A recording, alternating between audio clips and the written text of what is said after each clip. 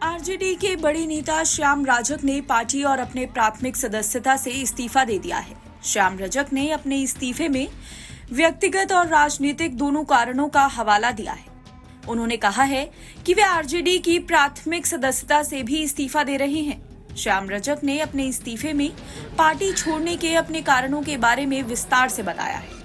हालांकि उन्होंने अपने आगे के कदमों के बारे में कोई जानकारी नहीं दी है। आरजेडी में राष्ट्रीय महासचिव जैसे महत्वपूर्ण पद पर रह चुके श्याम रजक का जाना पार्टी के लिए एक बड़ा झटका माना जा रहा है। पार्टी के कई नेता और कार्यकर्ता उनके इस फैसले से हैरान हैं। देखना होगा कि श्याम रजक के जाने से आरजेडी पर क्या असर पड़ता है। वे आरजेडी की प्राथमिक सदस्यता से भी इस्तीफा दे रहे हैं। इसके अलावा उन्होंने अपने इस्तीफे में अपनी भावनाओं को शायराना अंदाजा में भी व्यक्त किया है। श्याम रजक ने लिखा है कि मैं शतरंज का खिलाड़ी नहीं था, इसलिए धोखा खा गया।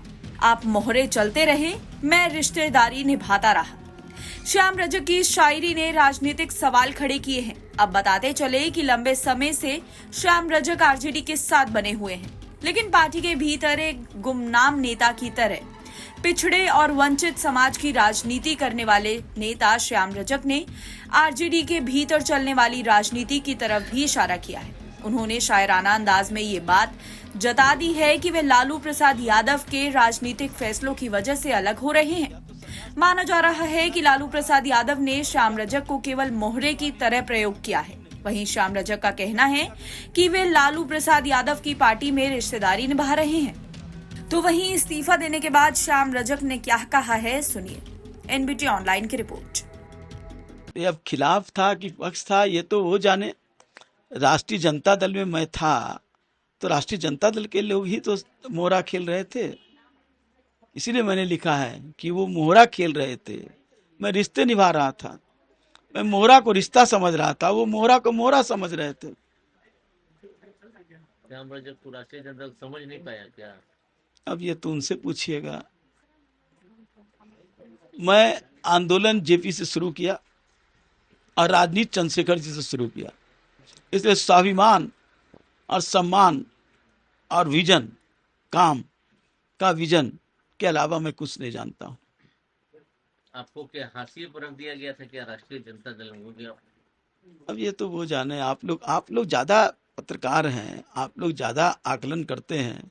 आप आकलन कीजिए कि मैं हाशिए पर था कि मैं मुख्यधारा में था। राष्ट्रीय जनता दल छोड़ने का दर्द की है, अभी बहुत समय जुड़े हुए हैं, पहले भी थे आप। मैं तो निर्माण करता रहा हूँ, लेकिन जिन मूल्यों को लेकर करके हम लोगों ने राष्ट्रीय जनता दल का निर्माण किया था, वो मूल्य में कहीं न कहीं ह्रास हुआ है। खबर ये आ रही है कि जनता दल यू आप विचार करते हैं। मैं अभी तक विचार नहीं किया हूँ और मैं राजनीतिक मान्यता के साथ राजनीति करता हूँ। मैं जिस दल में रहता हूँ उस दल के साथ ईमानदारी से निभाता हूँ। दल से जब मैं इस्तीफा दे दिया, अब मेरे सामने दरवाजा खुले हुए हैं। अब सबसे बात हो सकती है। मेरे सामने दो ही विकल्प है, या तो संन्यास ले लूं या जो हमारा अधूरा काम है, फुलवारी के जनता का ऋण जो है उसका चुकता करूं, और जो दलितों की लड़ाई में शुरू से लड़ता रहा हूं, नौजवानों की लड़ाई लड़ता रहा हूं, उस दलितों के जो हाशिए पर हैं उसकी लड़ाई लड़ कर करके उसको हम कुछ अगर आंसू के दो आंसू भी हम अगर पोंछ पाए तो मैं समझूंगा कि मेरा जीवन सिद्ध हुआ। आपसे किसी ने बात की? आपने इस्तीफा दिया राष्ट्रीय जनता दल से? अभी तक किसी ने बात नहीं।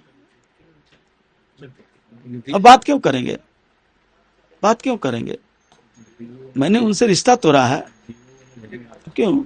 ये तो एक दिन का फैसला हो नहीं सकता। मेरा आज का फैसला है, यानी कि मन में आपके दर्द है या कुछ बातें। मेरा फैसला आज है, आज का है। मैं इधर बहुत परेशान भी रहा। मेरी पत्नी का किडनी खराब है और मैं डायलिसिस में परेशान रहता हूँ। उसका मेरे साथ भी फेशियल अटैक हुआ, उसमें भी परेशान रहा। लेकिन इस सब के बावजूद मैं दल के लिए ईमानदारी से खटता रहा, करता रहा।